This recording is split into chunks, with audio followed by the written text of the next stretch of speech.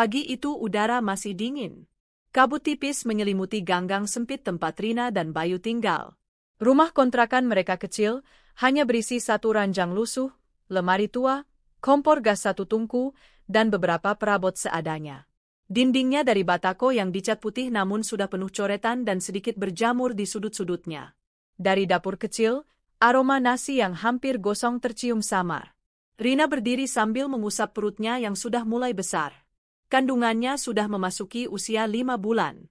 Tiap hari dia bicara lembut pada bayi di dalam perutnya, berharap kelak anaknya lahir dengan sehat meski kondisi mereka sangat memprihatinkan. Bayu, suaminya, duduk termenung di atas kursi plastik dekat pintu. Wajahnya pucat dan tampak letih.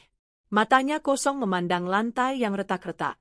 Di tangannya tergenggam kertas slip gaji yang baru diterima kemarin. Angka yang tertera di situ jauh dari cukup untuk menutupi kebutuhan mereka sebulan penuh, apalagi dengan persiapan melahirkan yang semakin dekat. "Mas, sarapan dulu ya. Nasinya nggak gosong kok, cuma bagian bawah aja agak keras," ucap Rina berusaha ceria, padahal hatinya menahan sedih. Bayu hanya menoleh sekilas dan mengangguk pelan. Dia menatap wajah istrinya yang tetap berusaha tersenyum meski tampak pucat dan agak kurus. Sejak hamil, Rina memang lebih sering mengeluh sakit pinggang, mudah lelah, tapi tak pernah mengeluh soal uang belanja. Mereka makan dalam diam. Suara sendok bertemu piring menjadi musik sunyi di antara mereka. Sesekali Rina menatap Bayu, berharap suaminya mengajaknya bercanda seperti dulu. Namun Bayu hanya terus menunduk. Selesai makan, Bayu mengenakan kemeja lusuhnya dan menyiapkan tas selempang. Sebelum pergi, Rina menghampiri dan merapikan kerah baju suaminya. "Hati-hati di jalannya, Mas. Semoga hari ini dapat lemburan," bisik Rina, menatapnya dengan kasih. Bayu hanya mengangguk lagi, menepuk bahu Rina lalu beranjak keluar rumah. Rina memandangi punggung Bayu hingga hilang di tikungan gang. Setelah itu, ia menutup pintu pelan dan mengusap matanya yang berkaca-kaca. Hari-hari berlalu semakin berat. Bayu sering pulang larut malam, kadang malah tidak pulang sama sekali dengan alasan lembur. Rina mencoba percaya. Ia menanti suaminya dengan hati yang setia, menyiapkan makan malam meski hanya nasi dengan tempe goreng. Jika Bayu tidak pulang, Rina akan duduk di lantai dekat jendela, menatap jalanan gelap, menanti suara langkah kaki suaminya. Namun seringkali ia tertidur dalam posisi duduk, terjaga hanya saat pagi datang dengan peri di lehernya. Hingga suatu pagi, semua berubah. Bayu pamit kerja seperti biasa. Rina masih sempat merapikan tas selempang suaminya, lalu menciumnya di pipi. Bayu tampak gugup, sedikit gelisah. Dia hanya mengucapkan, "Jaga diri baik-baik ya," enduk, lalu cepat-cepat melangkah pergi. Rina menatapnya heran. Biasanya Bayu akan membalas mencium perutnya, berbicara pada janin mereka. Tapi pagi itu tidak. Sejak hari itu, Bayu tak pernah kembali. Malam pertama tanpa Bayu, Rina menunggu hingga larut. Ia tak tidur. Perutnya menegang karena terlalu lama duduk menunggu. Telepon genggamnya diletakkan persis di atas meja makan, berharap berdering. Namun tak ada panggilan masuk, tak ada pesan. Keesokan harinya, Rina memutuskan mencari Bayu ke tempat kerja. Dengan susah payah ia berjalan membawa perut besarnya, menumpang angkot, menahan mual, lalu menyeberang jalan yang ramai. Namun setiba di depan pabrik konveksi tempat Bayu bekerja, satpam bilang Bayu sudah beberapa hari tidak masuk. Rekan kerjanya pun tak tahu kemana Bayu pergi. Rina pulang dengan hati remuk. Malamnya ia menangis memeluk bantal, merasakan bayi dalam kandungannya menendang pelan, seolah menanyakan di mana ayahnya. Hari-hari berikutnya Rina makin gigih mencari Bayu. Ia datangi kosan lama teman-teman Bayu, bertanya ke warung langganan, bahkan ke pangkalan ojek yang dulu sering mengantar Bayu. Semua nihil. Bayu seperti hilang ditelan bumi. Dewi, sahabatnya yang tinggal beberapa gang dari kontrakannya, menjadi satu-satunya orang tempat Rina bersandar. Dewi sering datang membawa makanan, menemaninya berbincang supaya Rina tidak terlalu murung. "Sabarlah Rin. Mungkin Bayu lagi ada masalah besar. Nanti juga dia pulang," kata Dewi suatu sore sambil memijat kaki Rina yang bengkak. Rina hanya mengangguk, meski hatinya berkata lain. Malam-malamnya kini selalu diisi doa dan tangisan. Kadang ia mengelus perutnya, berbisik, "Nak, Maafin ibu ya. Ayahmu entah di mana, tapi ibu janji akan jaga kamu. Bulan demi bulan berlalu, dan akhirnya tibalah hari melahirkan. Rina terbangun tengah malam dengan nyeri hebat. Ia menjerit memanggil Dewi lewat telepon. Tak lama Dewi datang tergesa-gesa menjemputnya dengan mobil tetangga yang disewa mendadak. Di rumah sakit, Rina menggenggam tangan Dewi kuat-kuat saat kontraksi datang bertubi-tubi. Sakitnya tak tertahankan, tapi yang lebih menyakitkan adalah kenyataan ia menjalani semua ini tanpa Bayu. Rina berharap saat membuka mata nanti, Bayu berdiri di samping ranjangnya sambil tersenyum. Tapi sampai ia melahirkan, menahan jerit nyeri hingga suaranya habis, Bayu tak muncul. Tangisan pertama bayi laki-lakinya menggema di ruang bersalin. Rina lemah tapi bahagia menatap bayi merah yang diletakkan di dadanya. Air matanya jatuh membasahi pipi. Ia berbisik, "Selamat datang sayang, kamu kuat sekali ya, sama kayak ibu." Dewi mengusap punggungnya dengan lembut. Mereka bertiga menangis bersama dalam kebahagiaan yang juga diselingi luka. 3 bulan pertama setelah Rafa lahir adalah masa paling sulit. Rina belum bisa bekerja karena luka jahitan yang masih sering nyeri, sementara uang tabungan tipis sudah habis. Untung Dewi hampir setiap hari datang mengantar nasi, bubur bayi, dan kadang membawa susu formula. Rina merasa sungkan, tapi Dewi selalu menenangkan, "Anggap aja ini rezeki Rafa. Nanti kalau kamu udah sehat, baru kita pikirin bareng gimana." Saat Rafa sudah cukup besar untuk ditinggal sebentar, Rina mulai bekerja lagi. Tapi kini ia tak bisa hanya menerima jahitan di rumah seperti dulu. Ia harus lebih giat. Rina keliling kampung menawarkan jasa cuci setrika. Kadang bawa Rafa digendong, kadang Rafa berjalan tertatih di sampingnya. Panas terik membakar kulit Rina. Jemarinya kasar, kukunya sering patah, telapak tangannya melepuh kena air panas. Tapi ia tak pernah mengeluh. Tiap kali Rafa tersenyum menatapnya, semua rasa sakit lenyap. "Anakku harus sekolah tinggi nanti, harus punya hidup yang lebih baik," batinnya selalu berulang-ulang. Suatu sore, Rina duduk di emper rumah sambil menjemur Rafa yang baru mandi. Anak itu tertawa-tawa senang memandangi ayam lewat. Rina mengusap rambut Rafa, lalu menatap langit yang mulai menguning oleh matahari sore. "Rafa sayang, kamu tahu nggak? Kamu ini hadiah paling berharga buat ibu. Walau ayahmu nggak ada, kita tetap bisa bahagia kok. Kita pasti kuat," bisiknya pelan. Dalam hatinya, Rina masih menyisakan sedikit ruang untuk Bayu. Barangkali suatu hari lelaki itu pulang, mengetuk pintu, menyesal dan menangis memeluknya. Tapi di saat yang sama, akal sehatnya mengingatkan, Bayu telah pergi tanpa kabar di saat Rina paling membutuhkannya. Sejak itu, Rina memilih mengubur semua rindu dan luka dalam-dalam. Hidupnya kini hanya untuk Rafa. Dan untuk terus berjuang, walau sekeras apapun jalan yang harus ia tempuh.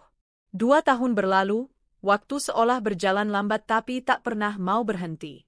Rafa kini sudah bisa berlari kecil, tertawa lepas mengejar ayam-ayam yang lalu lalang di depan kontrakan sempit mereka. Pipinya yang bulat kemerahan membuatnya tampak sehat, meski sebenarnya tubuhnya tak sepadat anak-anak seusianya. Setiap pagi, setelah membereskan rumah seadanya, Rina menggendong Rafa menuju rumah-rumah tetangga yang menjadi langganan cucian. Tangan kanannya menenteng keranjang plastik berisi pakaian kotor yang sudah dijemput kemarin, sementara tangan kirinya menggenggam jemari Rafa yang kecil. Kadang Rafa tertatih kelelahan, lalu merengek ingin digendong. Dengan napas tersengal, Rina mengangkat tubuh Rafa ke pinggulnya, menahan berat yang terasa semakin menekan sendi-sendi lelahnya. Hidup mereka pas-pasan. Sangat pas-pasan. Uang dari jasa mencuci, setrika, atau sesekali membantu bersih-bersih rumah orang, hanya cukup untuk membeli beras, telur, tempe, sabun cuci, dan beberapa kebutuhan Rafa. Sesekali Dewi masih datang membawakan buah tangan, susu kotak, biskuit bayi, atau baju bekas anak saudaranya yang sudah tak muat lagi. Rina selalu menahan haru setiap menerimanya. Pernah sekali Rafa jatuh sakit, demamnya tinggi sampai menggigil, bibirnya pecah-pecah. Rina yang panik langsung meminjam uang pada Dewi untuk membawa Rafa ke puskesmas. Sepulangnya, semalaman ia tak tidur. Ia menempelkan handuk basah ke dahi Rafa, terus mengelus dada kecilnya yang naik turun tak teratur. "Rafa sayang, jangan sakit lama-lama ya nak. Ibu nggak kuat lihat kamu begini," bisiknya berkali-kali, air matanya menetes jatuh ke pipi Rafa. Untunglah Rafa sembuh 2 hari kemudian. Tubuh kecil itu kembali berlari ke sana kemari, menjerit senang melihat kucing lewat. Rina merasa napasnya yang sempat sesak kini lega kembali.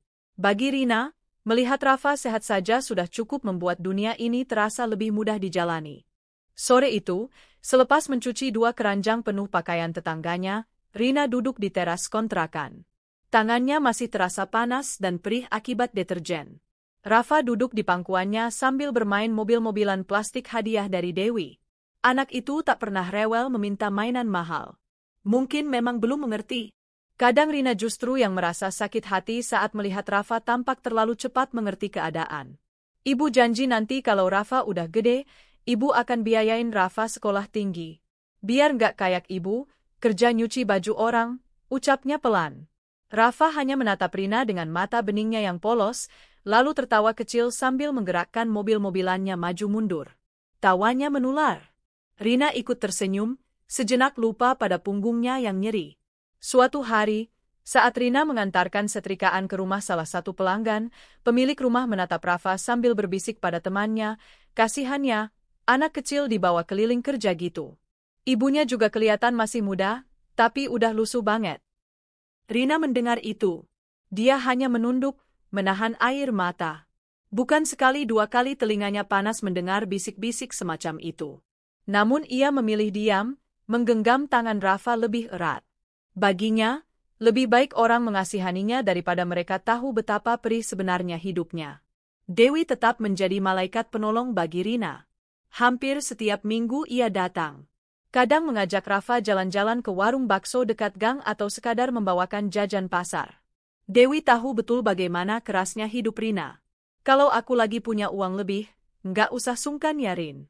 Anggap aja ini buat keponakanku, kata Dewi suatu sore sambil menonton Rafa bermain bola plastik di halaman sempit depan rumah kontrakan. Rina hanya bisa memeluk Dewi dengan hangat. Tak tahu bagaimana caranya membalas semua kebaikan sahabatnya itu. Sejak hamil sampai sekarang Rafa 2 tahun, Dewi yang selalu ada di sampingnya, saat sakit, saat panik, saat tak punya uang sepeser pun. Malam-malam Rina masih diisi doa panjang. Seusai Rafa tertidur lelap memeluk lehernya, Rina duduk di atas sajadah lusuh, menengadah pada langit-langit. Bibirnya bergetar melafalkan ayat-ayat pendek, meminta kekuatan. Kadang terlintas bayangan Bayu, entah di mana lelaki itu sekarang. Apakah dia masih hidup? Apakah sudah punya keluarga baru? Hatinya sakit.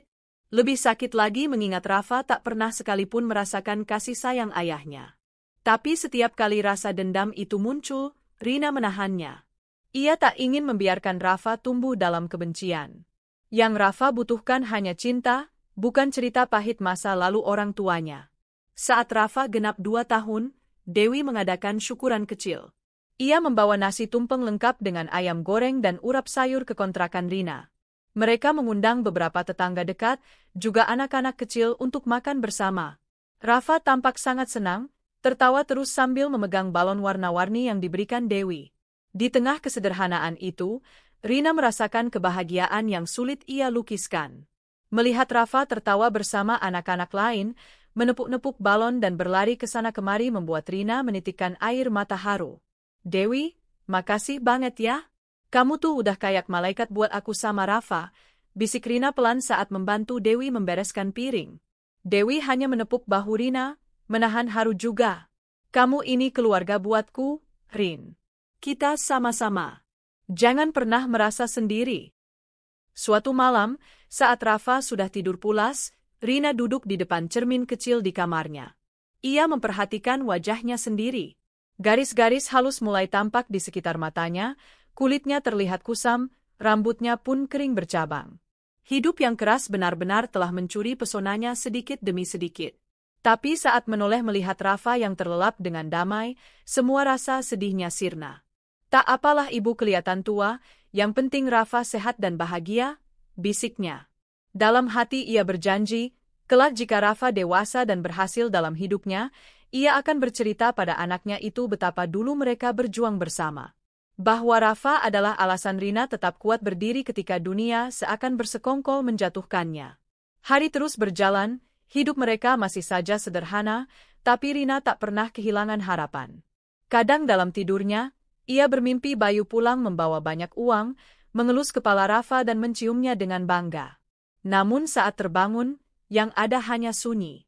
Bayu tak pernah kembali, tak pernah sekalipun menanyakan anak yang dulu dia tinggalkan. Dan entah mengapa, lama-lama rasa rindunya pun memudar. Yang tertinggal hanya amarah yang ia pendam diam-diam. Kalau saja suatu hari ia bertemu Bayu lagi, ia ingin lelaki itu tahu bagaimana sulitnya ia bertahan, bagaimana Rafa harus merasakan lapar, bagaimana ia menangis setiap malam menahan sakit hati. Tapi ia simpan semua itu dalam diam. Karena baginya, masa depan lebih penting daripada masa lalu.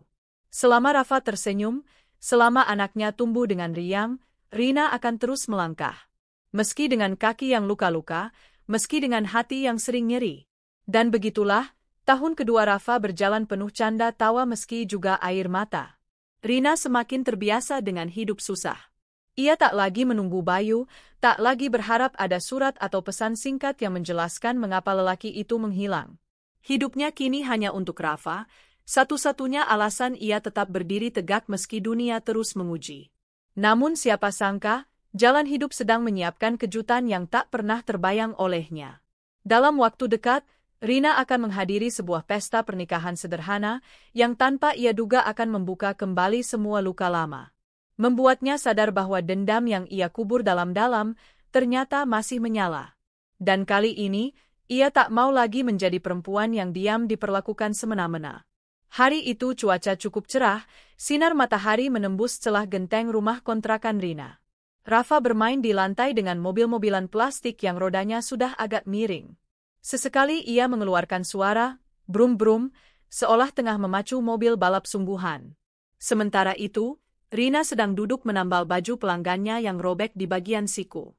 Tiba-tiba suara ketukan terdengar dari pintu kayu rapuh mereka. Rafa langsung bangkit, berlari kecil membukakan pintu sambil berteriak, "Tante Dewi." Benar saja, Dewi berdiri di sana dengan senyum cerah dan membawa kantong plastik putih berisi jajanan pasar. Begitu masuk, ia langsung menaruh plastik itu di atas meja reot dan mengusap kepala Rafa. "Ini buat kamu, Nak. Ada kue cucur sama klepon. Rafa suka kan?" katanya riang. Rafa mengangguk senang, lalu langsung duduk bersila membuka plastik dan mengambil klepon pertama. Tangannya belepotan kelapa parut hijau, tapi matanya berbinar-binar. Rina menatap pemandangan itu sambil tersenyum. Setelah meneguk segelas air yang ditawarkan Rina, Dewi menghela napas panjang, lalu membuka obrolan serius. "Rin, aku mau minta tolong. Sekalian ngajak kamu jalan-jalan. Bisa nggak temenin aku ke nikahan saudara jauhnya keluarga Bude minggu depan? Aku disuruh mewakili keluarga, tapi males kalau sendirian. Nggak enak juga datang cuma sendiri, takut dikira sombong," kata Dewi sambil memainkan ujung kerudungnya. Rina terdiam sejenak. Sudah lama ia tak pergi ke acara apapun selain kerja atau belanja ke warung. Kehidupannya berputar di sekitar Rafa dan pekerjaan rumah tangga orang lain. Namun melihat wajah memohon Dewi, ia tak sampai hati menolak. "Kamu yakin aku harus ikut? Nanti aku malah malu-maluin. Bajuku cuma itu-itu aja, deh." Rina tertawa kikuk, menatap daster lusuh yang sehari-hari ia pakai. "Lah, justru kamu harus ikut biar segeran, Rin. Nggak apa-apa bajunya sederhana, yang penting bersih sama rapi. Lagian orang sana juga kebanyakan nggak kenal kamu kok. Mereka lebih fokus ke pengantin. Ayolah temenin aku, nanti kita naik ojek bareng." Rafa juga ajak aja sekalian, biar ngeliat rame-rame, bujuk Dewi. Akhirnya Rina mengangguk setuju. Dalam hati, ia mencoba meyakinkan diri sendiri bahwa tak ada salahnya sekali-kali menghadiri pesta. Siapa tahu Rafa juga senang melihat dekorasi warna-warni, musik dangdut, dan banyak makanan. Hari yang dijanjikan tiba. Sejak pagi Rina sudah menyiapkan pakaian terbaik yang ia punya, gamis polos warna biru tua yang dulu sempat dibelikan Bayu saat awal menikah. Meski warnanya sudah agak pudar, tapi tetap bersih dan wangi setelah dicuci berkali-kali. Ia juga memakaikan Rafa baju kotak-kotak merah yang diwariskan oleh keponakan Dewi. Sampai di tempat resepsi, suasana tampak meriah. Lokasinya ternyata hanya di halaman rumah besar yang ditutup tenda panjang dengan tirai putih dan ungu. Ada panggung kecil di ujung, dihiasi bunga plastik warna-warni. Kursi plastik hijau ditata rapih. Beberapa tamu sibuk mengambil foto, sebagian lagi mengantre di meja prasmanan. Dewi langsung menggandeng tangan Rina, sementara Rafa berjalan di depan mereka dengan langkah kecil tapi semangat. Sesekali ia berhenti terpukau melihat lampu kerlap-kerlip. Rina hanya bisa tersenyum, hatinya sedikit hangat melihat anaknya begitu bahagia dengan hal sederhana. Tak lama terdengar suara MC memanggil semua tamu untuk menyaksikan prosesi ijab kabul. Rina dan Dewi pun ikut bergerak ke depan, mencari celah di antara tamu lain agar bisa melihat. Pengantin pria tampak duduk di kursi pelaminan bersama penghulu, sementara calon mertuanya duduk di samping. Calon pengantin wanita masih menunggu di dalam rumah, menanti prosesi selesai sebelum keluar untuk acara sungkeman. Saat penghulu mulai membacakan akad nikah, Rina memejamkan mata sebentar. Hatinya berdesir aneh, entah kenapa ia merasa tegang. Lalu terdengarlah suara calon mempelai pria mengucapkan ijab kabul. Saya terima nikahnya. Dad. Rina membuka mata lebar-lebar. Dadanya langsung berdegup tak karuan. Suara itu, suara bariton agak serak, dengan logat Jawa yang khas, sangat familiar. Bahkan terlalu familiar. Matanya menatap lekat ke arah mempelai pria yang menunduk serius saat mengucap ijab kabul. Meski kepalanya sedikit tertutup belangkon, wajahnya saat menoleh samping terlihat jelas. Rahang tegas, hidung agak mancung, bibir tipis yang bergerak cepat saat membaca kalimat ijab. Semua itu membuat Rina merasa mual. Itu, enggak mungkin, bisik Rina. Suaranya nyaris tak terdengar. Kenapa, Rin? Kamu pucat banget, tanya Dewi khawatir, memegang lengan sahabatnya. Namun Rina tak menjawab. Ia hanya berjalan maju, mendorong beberapa tamu pelan-pelan. Rafa yang tadi digandeng, kini ikut menyeret langkah kecilnya mengikuti ibunya. Saat akhirnya Rina berdiri tepat di depan pelaminan, tak ada lagi keraguan. Pandangannya langsung bertubrukan dengan mata mempelai pria yang baru saja selesai mengucap ijab kabul. Mata itu melebar. Wajah yang semula lega karena akad telah sah, kini berubah pucat pasi. Kedua tangannya yang tadi menggenggam tangan penghulu kini gemetar. Bibirnya tampak terbuka, seolah ingin mengatakan sesuatu tapi tak ada suara yang keluar. Bayu? Suara Rina akhirnya keluar, pelan tapi mengguncang seluruh pendengarnya. Beberapa tamu menoleh penasaran. Penghulu dan saksi yang hendak menandatangani buku nikah juga ikut terdiam. Bayu menatap Rina seolah melihat hantu dari masa lalu. Beberapa detik berlalu dalam keheningan yang menyesakkan. Rafa yang bingung hanya memeluk kaki Rina, menatap lelaki asing yang membuat ibunya tampak marah sekaligus sedih. Mas Bayu, kamu pikir aku udah mati, ya? Kamu pikir aku nggak akan pernah ketemu kamu lagi setelah kamu ninggalin aku pas hamil 5 bulan dulu? Suara Rina kali ini lantang. Getarnya terdengar jelas, menahan tangis dan amarah bertahun-tahun yang akhirnya pecah. Wajah Bayu semakin pucat. Dia berdiri terbata, menoleh ke kiri ke kanan, seperti mencari cara melarikan diri. Jangan pura-pura bego, Mas. Ini anakmu, Rafa. Lihat ini anak kamu. Rina menarik Rafa ke depannya. Bocah itu menatap Bayu dengan polos, tak mengerti kenapa suasana tiba-tiba tegang. Beberapa tamu mulai berbisik-bisik. Ada yang menutup mulut menahan terkejut, ada yang menatap Bayu dengan tatapan sinis. Penghulu menurunkan buku nikahnya, tampak bingung harus melanjutkan atau tidak. Wajah calon mertua Bayu langsung memerah. Bayu, ini maksudnya apa? Siapa perempuan ini? Dan anak kecil ini siapa?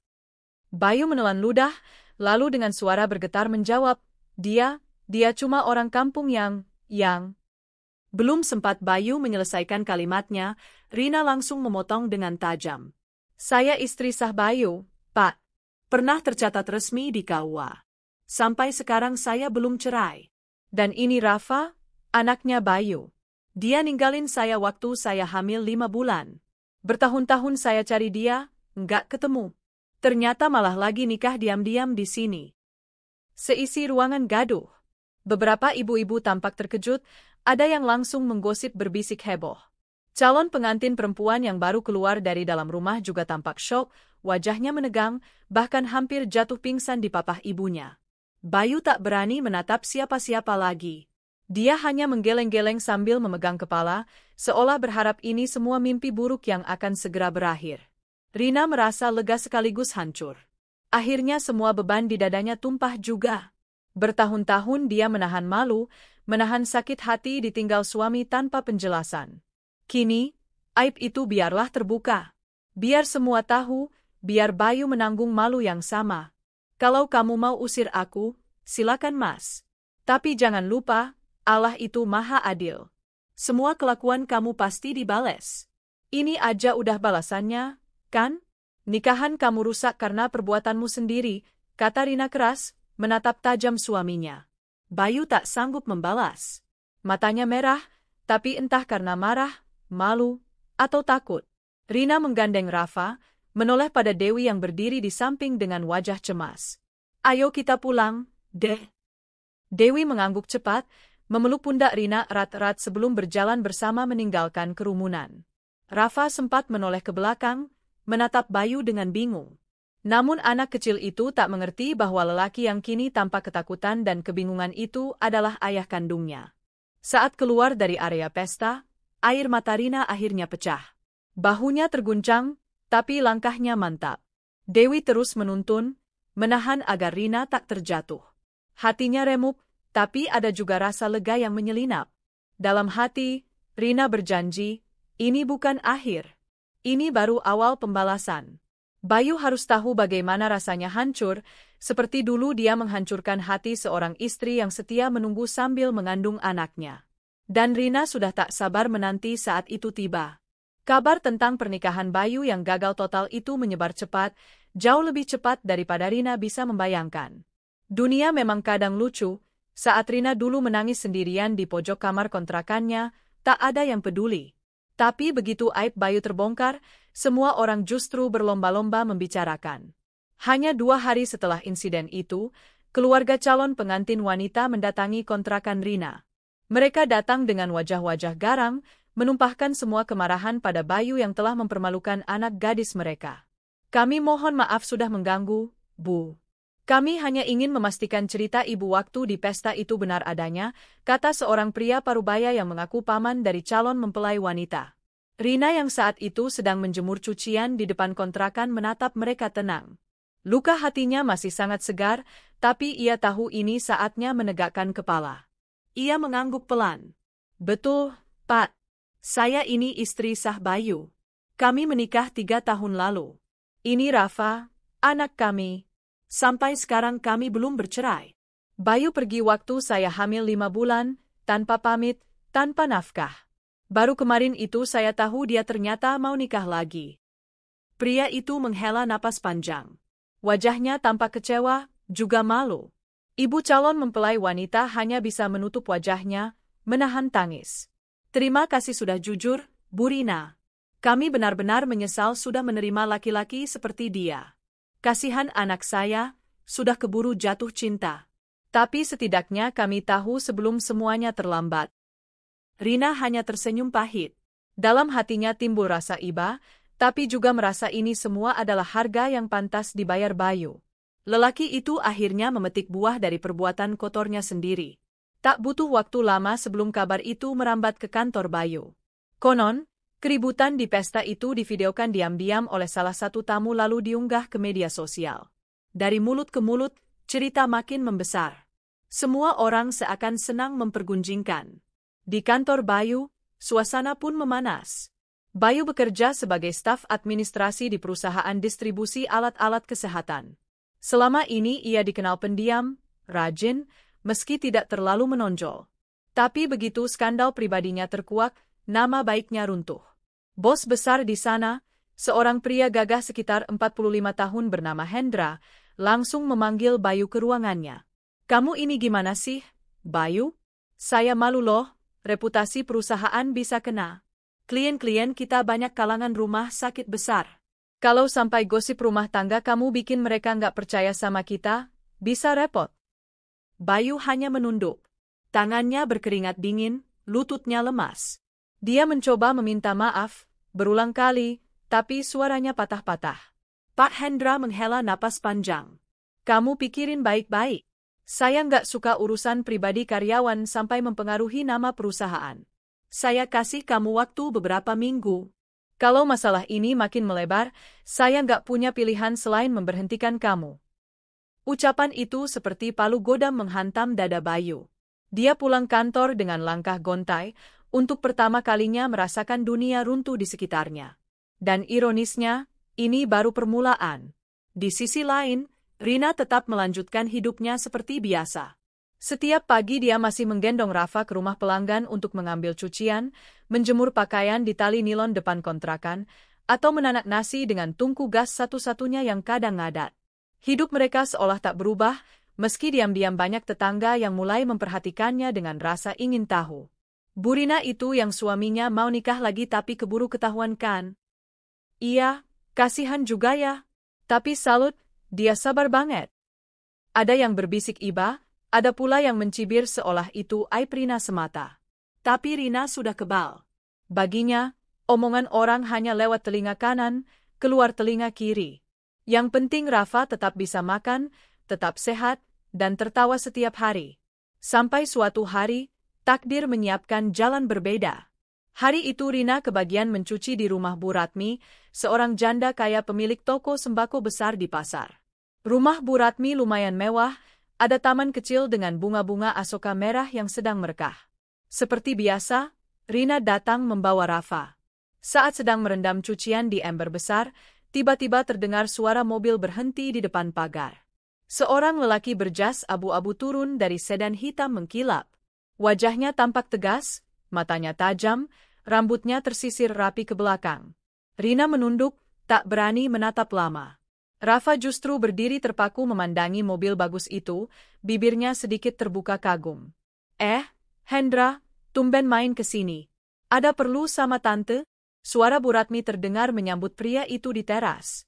Oh, saya kebetulan lagi ada rapat di dekat sini, sekalian mampir. Mau nitip undangan syukuran kantor minggu depan? Jawab pria itu, ternyata dia Pak Hendra, bos Bayu. Tanpa sengaja, tatapan Hendra jatuh pada Rafa yang berdiri dekat ember. Bocah itu hanya memakai kaos tipis yang sedikit kebesaran. Pipinya kemerah-merahan, matanya bulat bening memandang penasaran. Ada sesuatu di wajah anak itu yang membuat dada Hendra terasa hangat. Lalu tatapan Hendra beralih pada Rina, yang sedang berdiri di dekat tiang pagar, menahan keranjang baju. Mata mereka beradu singkat. Hendra sempat terpaku, melihat wajah sederhana tapi teduh itu, meski tampak lelah dengan mata sembab. Rina buru-buru menunduk lagi, takut menatap terlalu lama. Sejak hari itu, entah bagaimana, Pak Hendra beberapa kali, kebetulan, bertemu Rina. Kadang saat mengantar jemput Bu Ratmi ke pasar, kadang waktu mampir menagih laporan keuangan toko.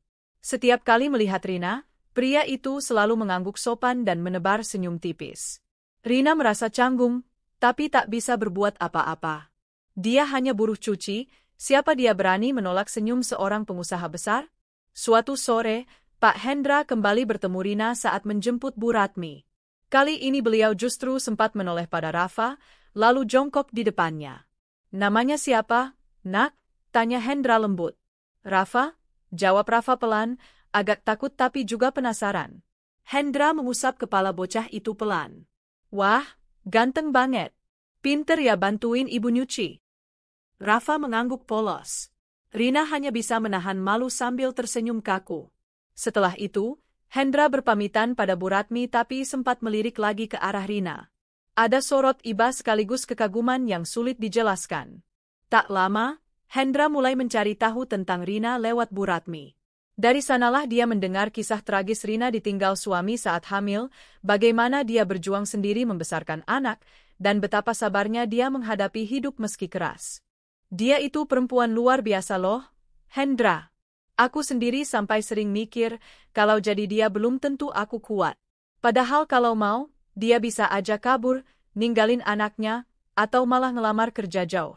Tapi dia milih tetap di sini, demi Rafa. Cerita Bu Ratmi panjang lebar. Hendra hanya mengangguk, menatap kosong keluar jendela. Dalam hatinya timbul rasa hormat yang sulit ia abaikan. Dan entah sejak kapan, setiap kali teringat wajah lelah tapi penuh kasih sayang itu, hatinya terasa aneh.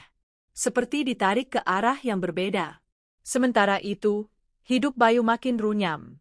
Sejak kejadian batal nikah yang memalukan itu, keluarga calon mempelai wanita menuntut ganti rugi. Belum lagi, pihak kantor mulai tak nyaman dengan reputasinya. Rekan-rekan kerja juga menjauh, bahkan beberapa terang-terangan mencemooh. Bayu sering pulang dengan wajah kusut. Dia stres berat, mencoba menghubungi Rina tapi selalu gagal. Rina memang sengaja mengganti nomor ponselnya sejak lama, tak mau lagi terikat pada masa lalu. Puncaknya, Pak Hendra memanggil Bayu ke ruangannya lagi. Dengan suara berat, Hendra berkata, "Maaf, Bayu. Kami harus melepasmu. Reputasi perusahaan terlalu banyak dipertaruhkan. Saya sudah bertahan sejauh ini, tapi laporan klien dan tekanan Dewan Komisaris terlalu kuat." Bayu hanya tertunduk. Tak ada bantahan, tak ada protes. Mungkin memang ini balasan setimpal untuk semua yang telah ia lakukan. Di sisi lain, hidup Rina mulai sedikit berubah. Hendra diam-diam sering menitipkan bantuan pada Bu Ratmi untuk disampaikan pada Rina. Kadang berupa beras 1 karung, minyak goreng, susu Rafa, bahkan suatu hari Rina terkejut mendapat amplop berisi uang dengan catatan singkat untuk keperluan Rafa.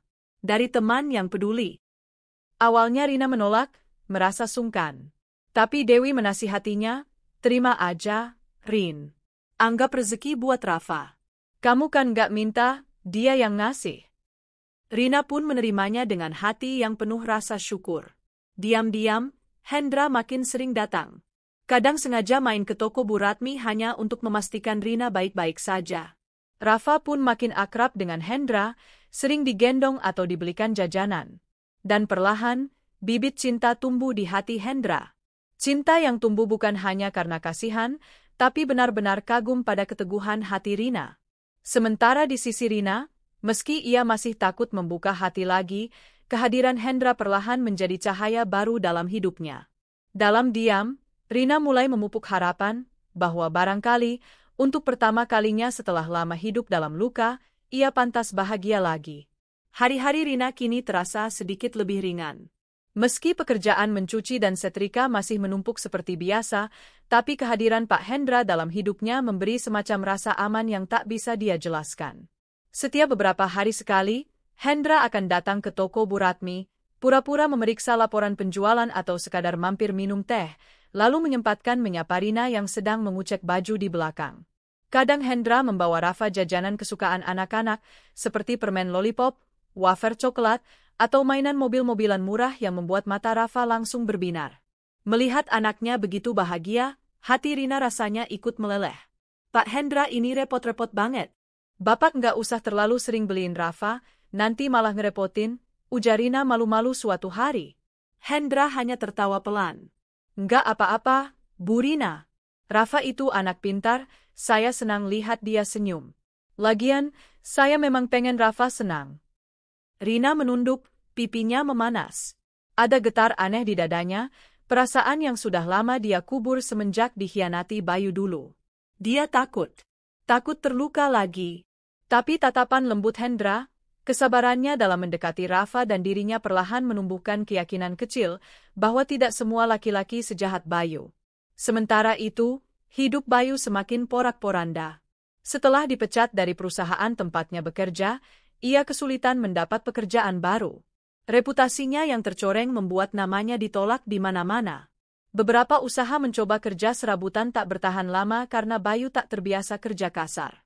Uang pesangon yang sempat dia terima perlahan habis untuk bayar kontrakan, makan sehari-hari, juga untuk membayar hutang-hutang kecilnya dulu. Hari-harinya kini lebih banyak dihabiskan di warung kopi pinggir jalan, menenggak rokok kretek murahan sambil melamun. Orang-orang yang dulu menyanjungnya karena bekerja di perusahaan besar kini menjauh. Teman-temannya hanya melirik dingin atau sekadar melempar senyum canggung. Dan setiap kali malam tiba, Bayu tak bisa tidur. Wajah Rina terbayang-bayang, betapa dulu perempuan itu begitu sabar, melayaninya tanpa banyak menuntut meski hidup mereka sempit. Bayangan Rafa yang tak pernah sempat ia gendong saat bayi, yang tak pernah dia suapi bubur atau ditimang saat demam, menghantam hatinya keras. Sialnya, rasa menyesal itu terlambat. Suatu sore, Rina sedang membereskan jemuran ketika Dewi datang terburu-buru. Rin, aku tadi lewat pasar belakang, lihat Bayu lagi ngamen kecil-kecilan sama temannya.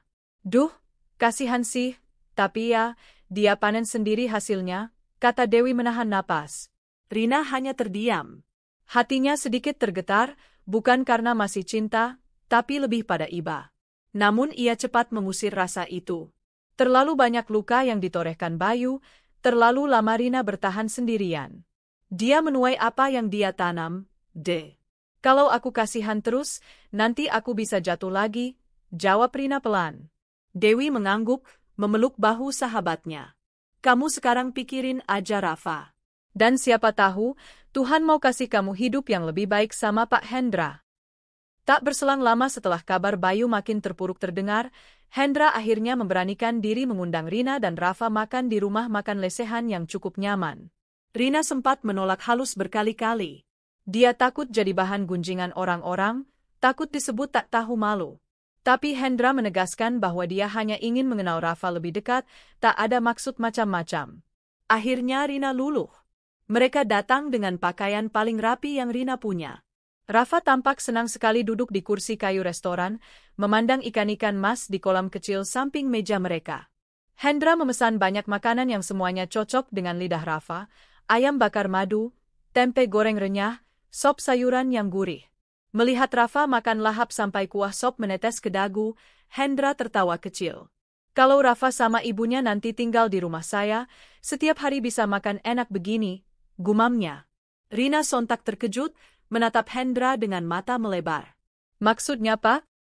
Hendra menarik napas dalam, lalu menggenggam tangan Rina di atas meja.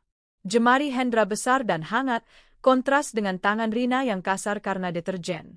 Rina, saya serius. Saya sudah jatuh hati sama kamu, sama kesabaranmu, kekuatanmu membesarkan Rafa sendirian. Saya juga sayang Rafa. Saya mau kamu dan Rafa bahagiakan.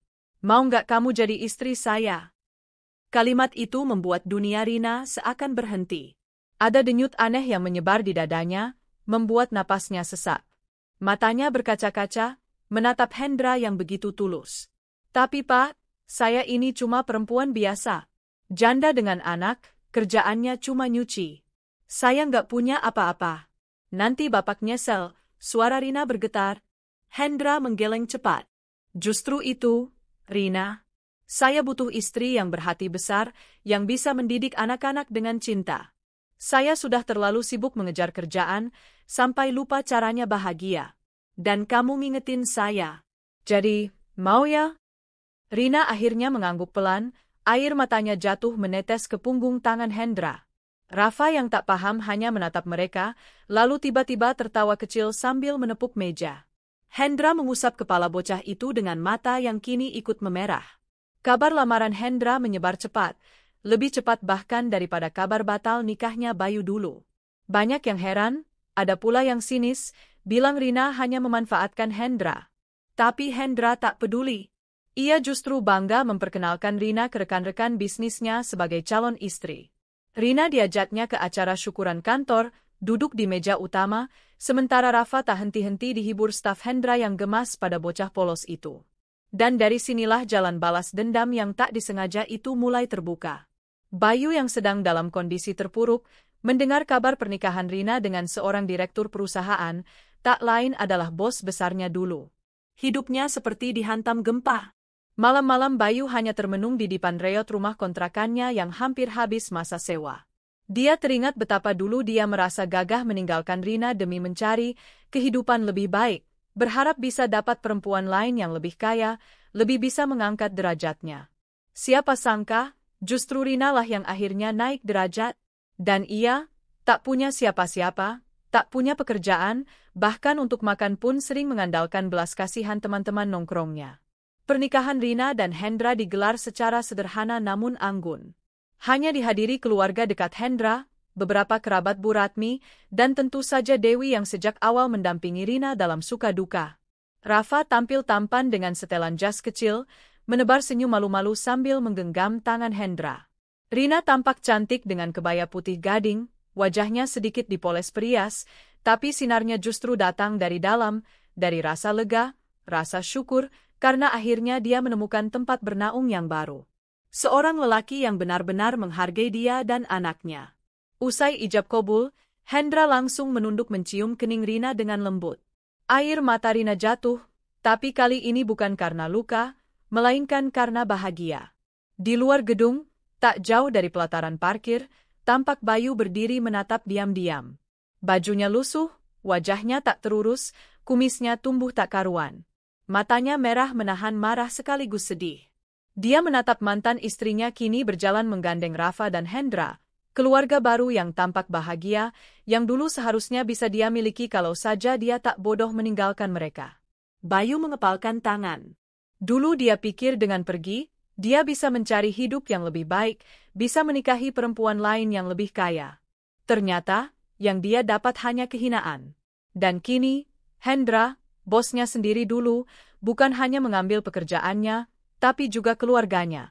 Di dalam mobil yang membawa mereka pulang, Rina menatap Rafa yang tertidur pulas di pangkuannya. Tangannya yang satu lagi menggenggam tangan Hendra erat. Dalam hatinya ia berdoa, semoga ini betul-betul awal hidup baru yang penuh kebahagiaan. Dia tahu luka masa lalunya tak akan sepenuhnya hilang, tapi bersama Hendra, ia siap menapaki lembaran baru. Sementara Bayu di luar sana hanya bisa menatap bayangan mobil mereka menjauh, semakin mengecil, lalu hilang di tikungan jalan. Ia menunduk. Untuk pertama kalinya, ia sadar apa artinya benar-benar kehilangan. Dan Rina? Dia sudah tak menoleh lagi ke belakang. Pagi itu sinar matahari masuk malu-malu melalui sela tirai putih kamar luas yang kini menjadi milik Rina dan Rafa. Rumah Hendra memang tak megah berlebihan, tapi jauh lebih lapang dan nyaman dibanding kontrakan sempit dulu. Cat dinding krem lembut, vas bunga segar di sudut ruang, dan aroma wangi kopi setiap pagi menambah hangat suasana. Rina bangun lebih dulu. Ia melirik Rafa yang masih terlelap di ranjang kecil sebelah tempat tidurnya, lalu menoleh pada Hendra yang masih memejamkan mata dengan nafas teratur. Sesaat, Rina membeku, menikmati pemandangan ini, suami yang memeluknya dari belakang, anak yang tidur nyenyak di dekatnya. Sesuatu yang dulu hanya bisa ia angan-angankan ketika malam-malam sunyi berlalu di kontrakan, menangis sendirian menahan sepi. Perlahan, Hendra membuka mata, menatap wajah Rina dengan senyum mengembang. Pagi, cantik, gumamnya serak. Tangannya menggenggam jemari Rina yang halus tapi masih ada bekas kasar deterjen, bukti perjuangan masa lalu yang panjang. Pagi, Mas, jawab Rina pelan, pipinya merona. Mereka menikmati detik-detik hening itu sebelum terdengar suara gerakan kecil. Rafa menggeliat, lalu duduk dengan mata masih sayu. Bunda? Pak Hendra? Katanya pelan, masih terbata membiasakan menyebut nama ayah tirinya. Hendra meraih bocah itu ke pangkuannya, mengelus rambut Rafa lembut. Panggil ayah aja, Rafa. Ayah senang kok kalau Rafa mau.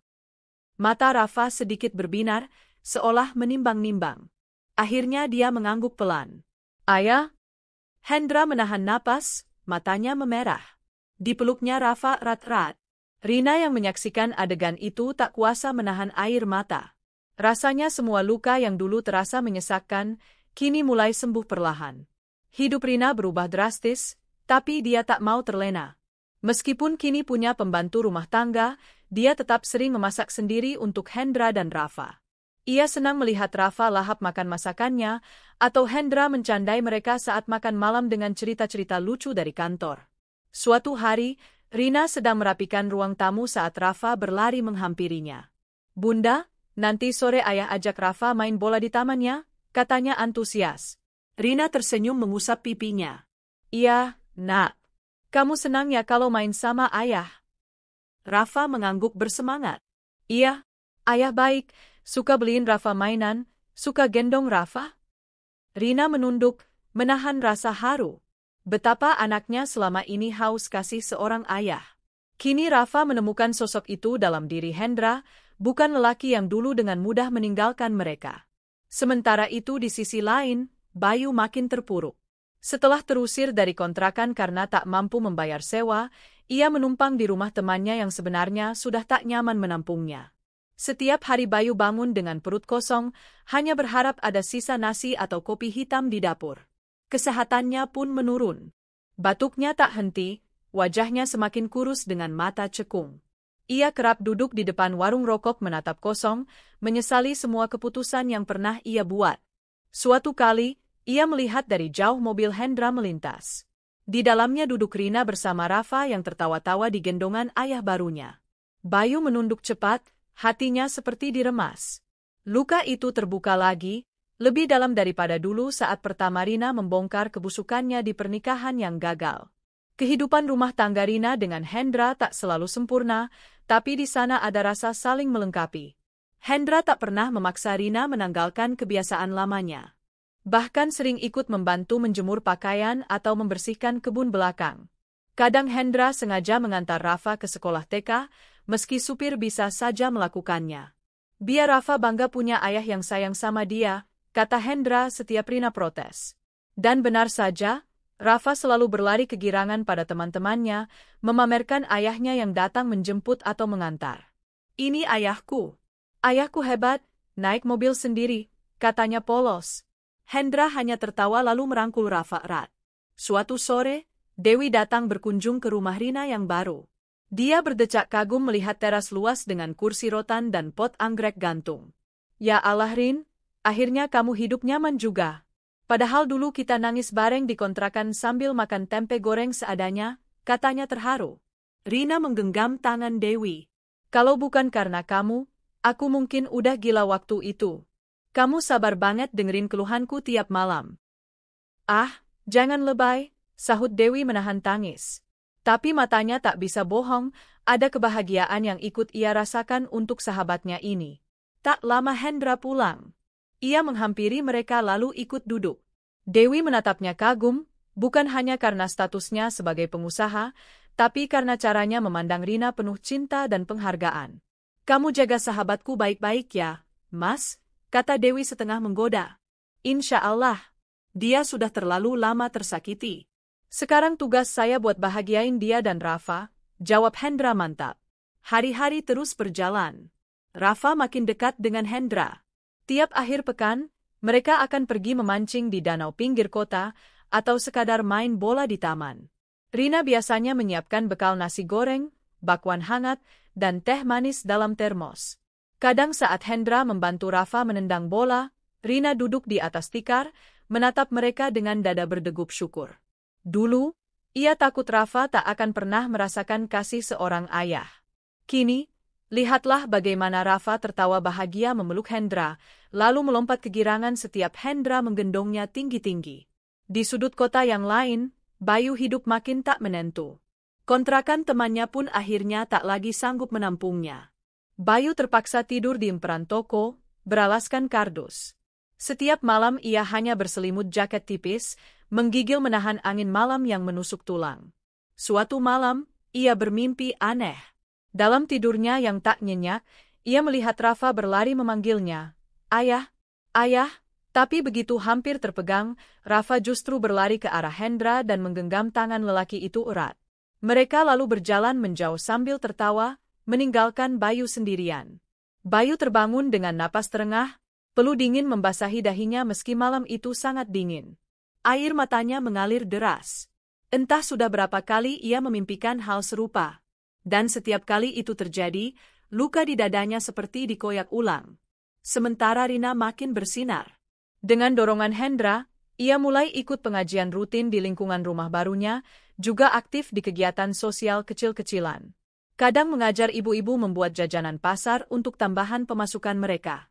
Rina tak lagi sekadar istri seseorang. Dia menjadi sosok yang berdaya, tetap rendah hati, dicintai lingkungan.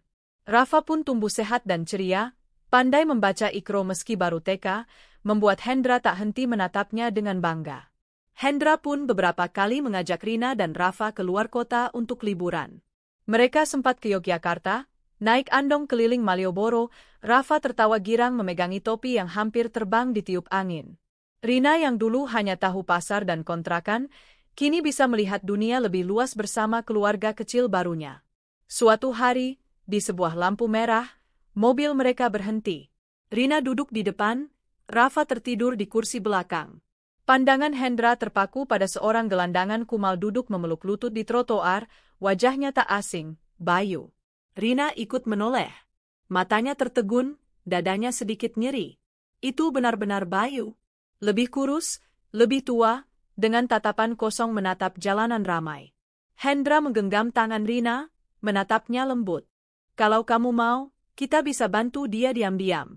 Saya kenal orang dinas sosial. Rina menggeleng pelan. Biar Mas. Mungkin ini cara Allah menegur dia langsung. Saya sudah memaafkan, tapi biarlah dia belajar menanggung sendiri apa yang dulu dia tinggalkan. Hendra mengangguk. Mobil kembali melaju ketika lampu hijau menyala, meninggalkan Bayu yang hanya tampak sebagai bayang samar di kaca spion. Untuk pertama kalinya, Rina merasa benar-benar tuntas menutup masa lalunya.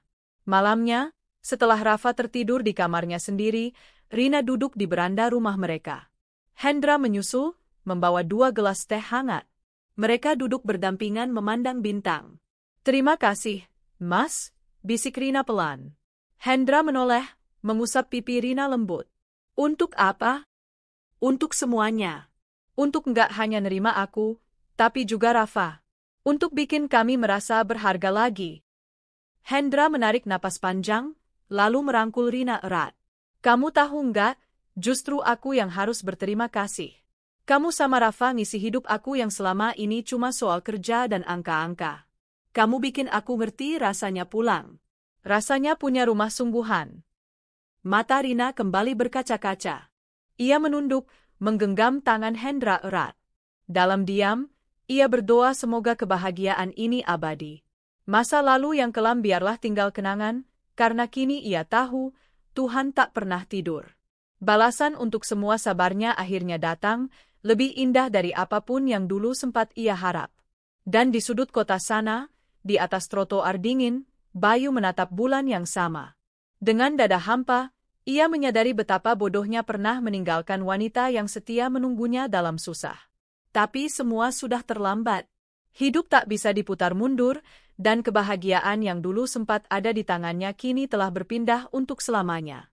Matahari pagi menembus jendela ruang makan rumah Rina dan Hendra, memantulkan warna keemasan di atas meja kayu panjang yang sudah tertata rapi. Hari itu, rumah mereka ramai karena Hendra mengundang beberapa rekan bisnis sekaligus kerabat dekat dalam acara syukuran ulang tahun Rafa yang kelima. Rina menyiapkan hampir semua makanan sendiri dibantu oleh 2 asisten rumah tangga.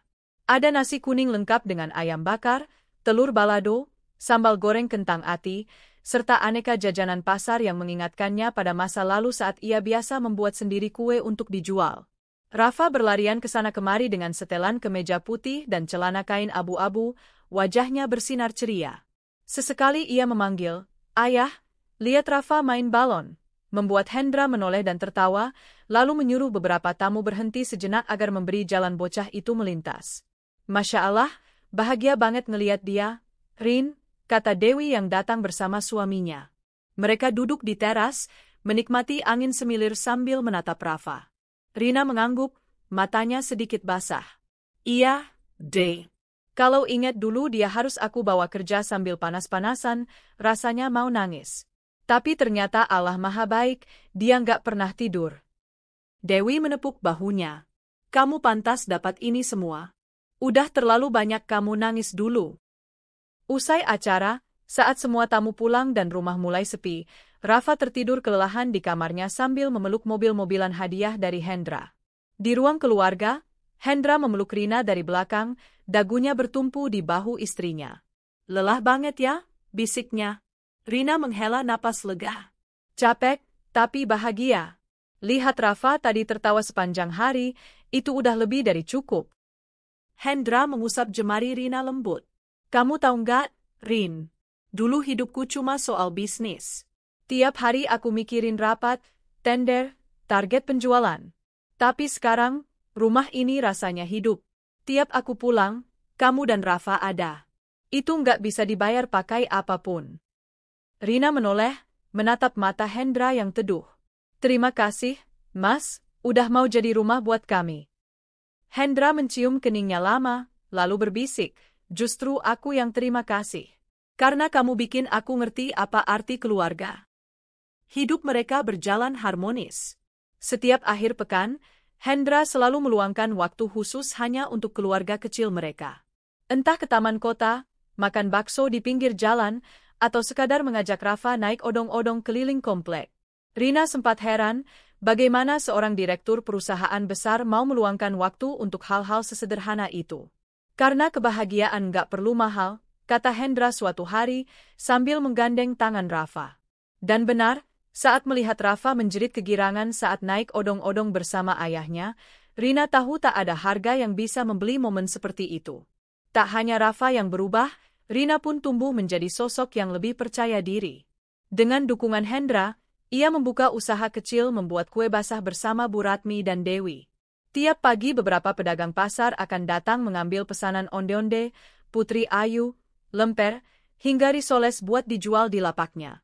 Kamu ini luar biasa, Rin, puji Hendra saat melihat pesanan yang terus bertambah. Aku bangga banget punya istri mandiri. Tapi jangan terlalu capek ya. Rina tertawa pelan. Mas, ini kan juga hobi aku. Kalau cuma duduk di rumah aja malah bingung. Yang penting nanti sore tetap masakin Mas sama Rafa. Hendra memeluk bahunya. Dalam hati ia sungguh kagum pada perempuan yang dulu hanya ia lihat sedang mencuci baju tetangga dengan membawa bayi kurus di pinggangnya. Siapa sangka sekarang, perempuan itu adalah jantung kebahagiaannya. Sementara di sudut kota yang lain, keadaan Bayu kian memprihatinkan. Tubuhnya makin kurus, jalannya limbung, dan sesekali batuk berdahak keras hingga orang-orang yang lewat menoleh dengan wajah tak nyaman. Bayu kini benar-benar hidup di jalanan. Kadang tidur di emper toko, kadang di musala yang membiarkan gelandangan menumpang asal tak mengganggu. Untuk makan, ia mengais sisa makanan dari tempat sampah warung. Kadang kasihan, orang memberi sepotong nasi bungkus atau sekedar roti sisa. Malam-malamnya panjang, menatap langit yang sama seperti dulu saat ia memandang bintang bersama Rina di kontrakan sempit. Tapi kini tak ada siapapun di sisinya. Dan paling menyakitkan, setiap malam mimpi tentang Rafa kecil memanggilnya terus datang, seolah mengingatkan bahwa hidupnya salah langkah sejak awal. Suatu hari, saat Bayu duduk termangu di pinggir trotoar, ia melihat mobil mewah berhenti tak jauh. Dari sana turun seorang anak lelaki tampan sekitar 5 tahun, digandeng oleh pria mapan. Menyusul di belakang, seorang wanita cantik dengan kebaya santai warna lembut, Rina. Bayu tercekat. Itu Rafa. Bocah yang dulu ia tinggalkan saat masih di rahim ibunya, kini berdiri tampan, rapi, ceria memeluk ayah tirinya. Mereka hendak masuk ke toko mainan. Rina sempat menoleh sekilas, matanya dan mata Bayu bertemu. Tapi Rina hanya menatapnya datar, lalu menggenggam tangan Rafa lebih erat, berjalan masuk. Tak ada dendam di mata Rina, tapi juga tak ada sisa cinta. Yang ada hanya tatapan kosong, seolah Bayu hanyalah orang asing yang tak pantas lagi mengusik hidupnya. Bayu menunduk, matanya panas menahan tangis. Ia sadar sepenuhnya, semua kebahagiaan yang kini ada di depan matanya dulu pernah jadi miliknya.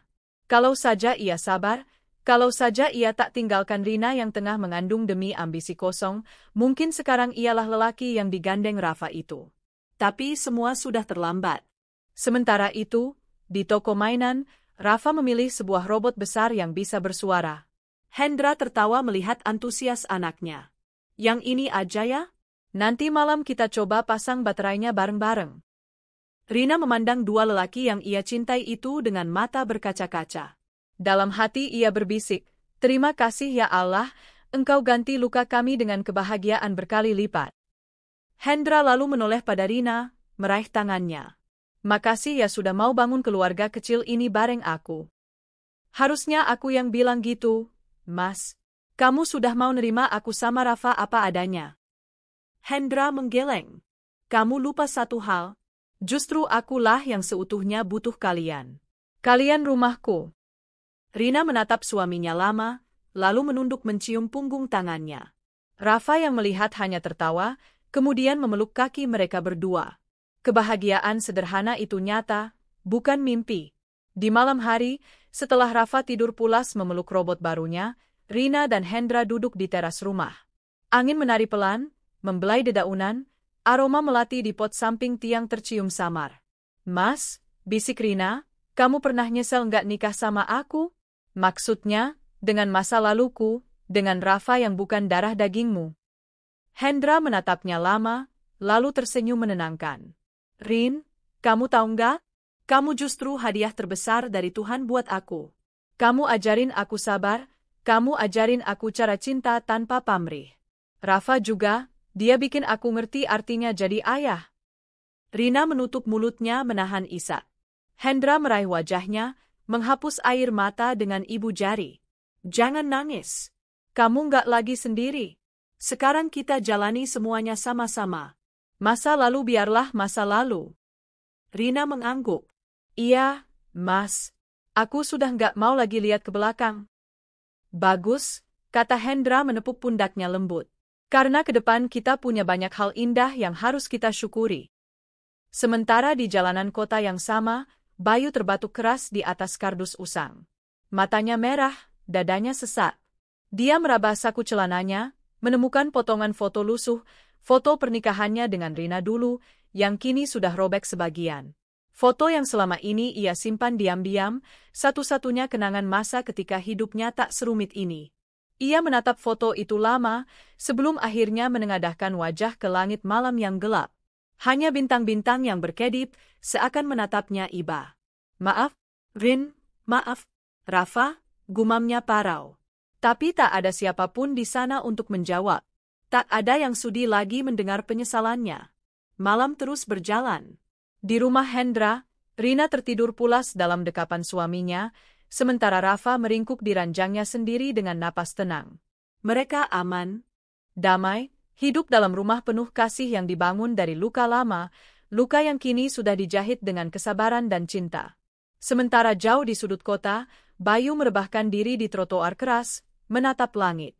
Hidupnya yang dulu penuh ambisi kini hanya tinggal penyesalan. Dia menutup mata, membiarkan angin malam meniup wajahnya, menatap gelap yang entah sampai kapan akan menemaninya.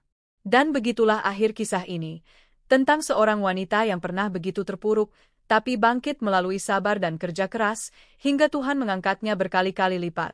Tentang seorang lelaki yang belajar makna rumah dari perempuan sederhana, dan tentang seorang pria lain yang harus belajar arti kehilangan dari pilihannya sendiri. Karena begitulah hidup. Setiap keputusan kita hari ini akan menuntun kita pada takdir yang layak kita tuai, entah itu bahagia atau kesepian yang menggigit tulang.